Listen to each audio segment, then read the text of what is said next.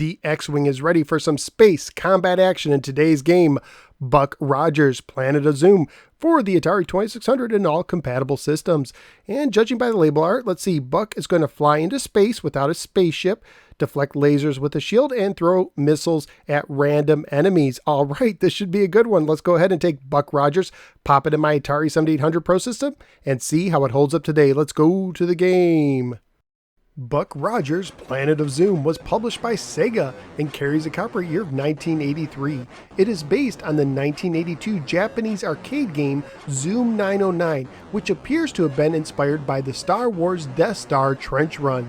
When Sega brought the arcade game to the West, they added the Buck Rogers license. Buck Rogers is a space action game for one player only, and only has one mode of difficulty. According to the manual, it's the 25th century, and you are fighting the Battle of the Planet Zoom as Buck Rogers. What a shocker! And your ultimate enemy is the deadly mother ship. Dun dun dun! In the game, you move your ship left or right with the joystick. Pressing up will make you go faster, and pressing down makes you slow down. Pressing the button fires your blasters, and holding down the button allows for continuous fire. However, you can only have 2 shots on screen at a time. If a third shot is fired, it will cause the shot furthest from you to disappear. So it's very possible for an enemy to be saved because the shot heading for him disappears just before contact since you fired a third shot.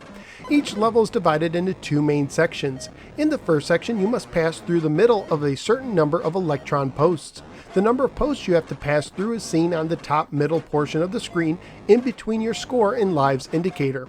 You aren't penalized if you miss a pair of posts, but there is a timer bar on the top of the screen, and if it depletes before the level is finished, you will have to restart the level from the beginning and lose a life. So time is of the essence. After a while, 2 enemies will show up, enemy saucers and space hoppers. You can shoot them or avoid them. Once you pass through enough posts, you will fly into deep space for a second section. Here you must destroy a certain number of enemy saucers, with the number once again displayed on the top middle portion of the screen. Once you destroy enough of them, the mothership will show up. To defeat her, you must shoot her 2 halves in a single pass, or she will return with both halves intact. Once you do, you advance to the next level with increased difficulty that may include more posts to pass through, posts that are faster and closer together, and more enemies.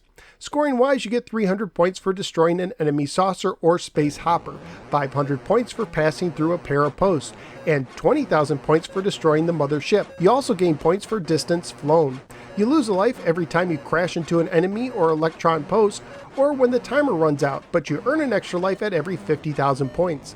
Graphically speaking, the game is both great and troublesome. I really like the ship, the different enemies, and the post. I also like the 3D effect, and the fact that you can bank to the left or right as far as you want on the planet's surface, although you will miss the post if you do so.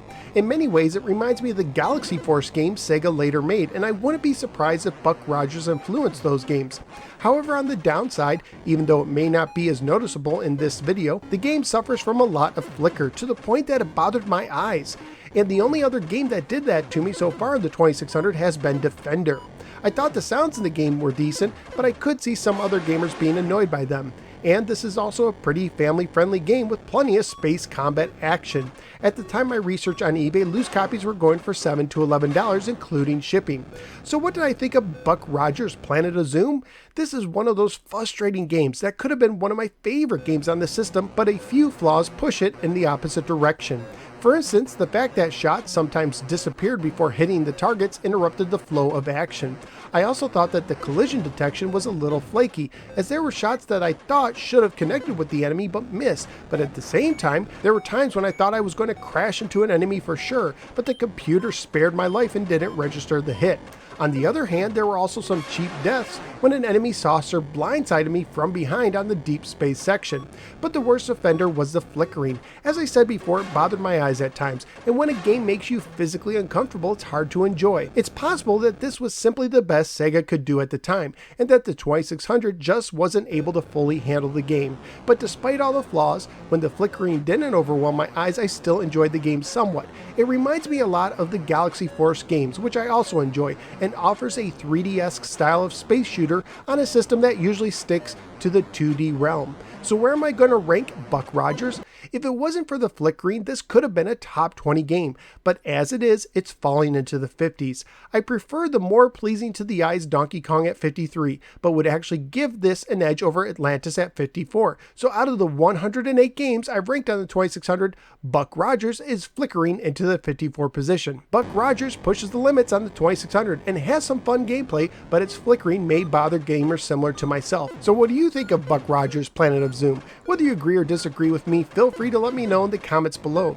Also, feel free to click the like and subscribe buttons. If you'd like to support the show, you can do so at Patreon. Just go to patreon.com/KnowsWhereGamer for more information. You can also follow me on both the Facebook or the Twitter. Thank you for giving me a little part of your day, and look forward to seeing you next time in the next episode of the Know Where Gamer.